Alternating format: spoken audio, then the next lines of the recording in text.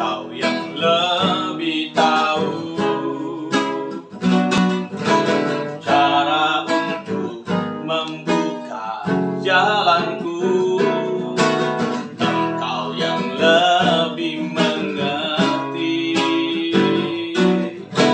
cara untuk menolong hidupku. Ku percaya Kau Tuhan yang tak pernah gagal, menjadikanku lebih dari pemenang. Ku percaya Kau Tuhan yang tak pernah lalai, menepati janji-janji-Mu. Percaya Kau Tuhan yang tak pernah gagal, menjadikanku lebih dari pemenang. Ku percaya Kau Tuhan yang tak pernah lalai, menepati janji-janji-Mu. Menepati janji-janji-Mu. Menepati janji-janji-Mu. Mari sembah, terima kasih Tuhan.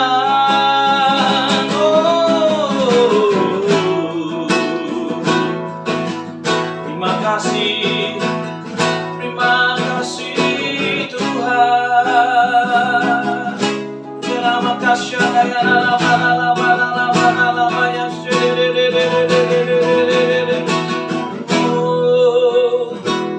Terima kasih Bapa. Hari kedua ini Tuhan, percaya kami dalam tuntunan-Mu sepekan ini. Roh Kudus mengurapi hamba-Mu yang terbatas. Sampaikanlah isi hati-Mu yang terbatas. Setiap kami dengan haus lapar belajar tentang rumah Bapa, kerinduan Bapa. Terima kasih banyak. Pagi ini kami siap dalam nama Tuhan Yesus Kristus. Semua kita yang sukacita menyebut firman dan tuntunan Tuhan katakan amin. Nah, tepuk tangan buat Tuhan Yesus. Haleluya, haleluya. Shalom, shalom. Bapak Ibu Saudara sekalian, apa kabar? Bagaimana hari ini? Pagi ini sudah bangun dengan luar biasa. Jangan lupa, kemarin masih yang belum ikut, ayo ikut di channel YouTube GBR Arcadia ya. Jadi kemarin hari Senin kita sudah bicara tentang bagaimana dari dasarnya atau sejatinya Allah Bapa atau Allah Tuhan itu ingin menjadikan manusia bukan jadi ciptaan lalu jadikan budak atau jadi pelengkap kehidupan, tetapi jadi keluarga ilahi, saudara. Karena setiap kali Tuhan datang ke Taman Eden, Tuhan ingin bercengkrama dengan manusia.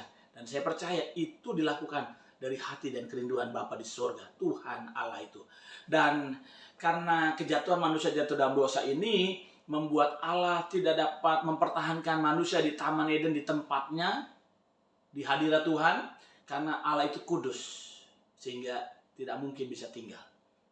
Tetapi pun begitu, Allah sudah merancang atau kerinduannya itu sudah dibuat satu rancangan baru agar manusia kembali dalam tujuan ilahi, dalam panggilannya, yaitu tinggal bersama-sama dengan Dia. Ya, tentang rumah Bapa ini tidak pernah luput dari karya keselamatan Kristus yang dilakukan di kayu salib. Ya. Tapi dalam konsep atau konteks rumah Bapa, Tuhan Yesus memberikan perumpamaan seperti seorang anak bungsu dan anak sulung. Yang bungsu meminta warisan sebelum waktunya. Itu kan sebenarnya melanggar aturan umum manusia. Katanya kalau warisan itu diberikan pada waktu orang tuanya sudah nggak ada, dibagi-bagi.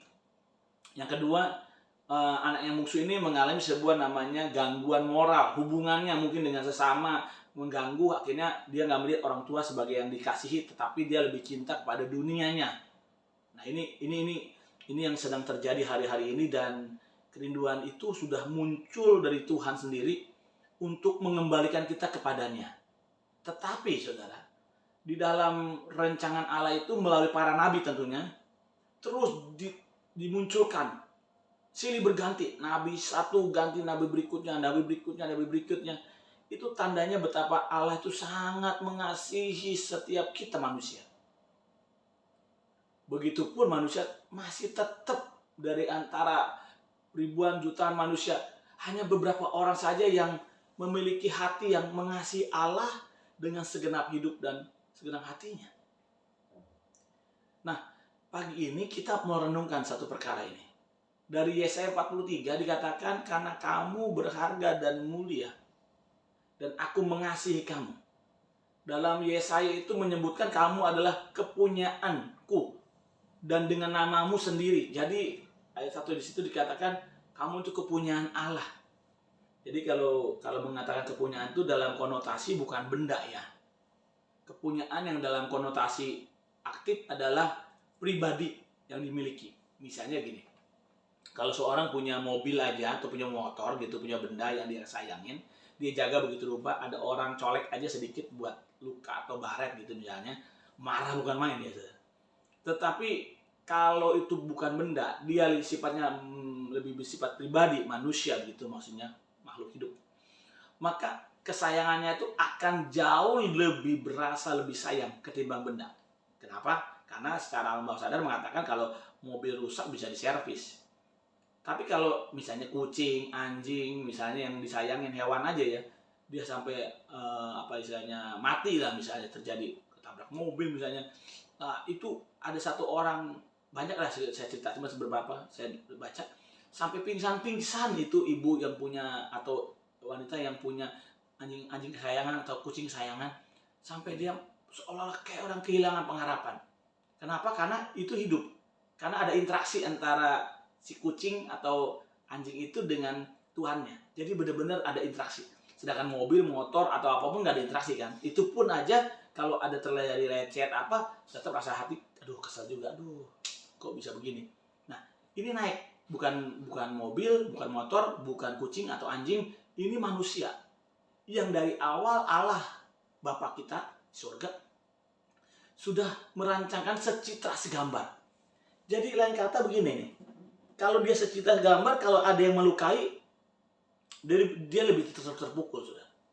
Karena anak bungsu begitupun dia nakal ya, coba baca ada. Itu Tuhan Yesus menggambarkan waktu dia sadar di rumah bapaknya, bujangnya, hambanya dari bapaknya itu hidup enak walaupun bukan pemilik, dia bilang, aduh aku balik. Begitu dia punya rencangan balik, dan bapaknya dikabari dari jauh oleh pembantunya bahwa anaknya yang bungsu yang kurang ajar itu kembali dengan pakaian compang-camping dan bau, bapak itu nggak melihat itu semua, nggak lihat compang-campingnya, nggak mau dirasa baunya, nggak. Alkitab itu mengatakan bahwa bapak itu lari menjangkau anak itu dan memeluknya, menciumnya. Dalam lain kata, saya melihat betapa rindunya bapak itu mengajak kembali anak itu pulang ke rumahnya. Makanya dalam kesempatan ini saya mengatakan bahwa keluarga ilahi dalam gereja itu buat saya bukan sekedar jemaat dan gembala. Karena keluarga ilahi dalam gereja itu saya anggap benar-benar jadi keluarga. Makanya di kita nih kan ada kumpulan-kumpulan grup, kalau grup WA ya. Ada grup pool 3, pool inti dari para leaders gitu ya, dengan saya. Jadi wajib hadir bagi semua yang masih aktif, dan bagi yang sudah tidak aktif dalam artian sudah regenerasi atau mengembangkan tugas lain, maka mereka pun tidak dikeluarkan dari grup.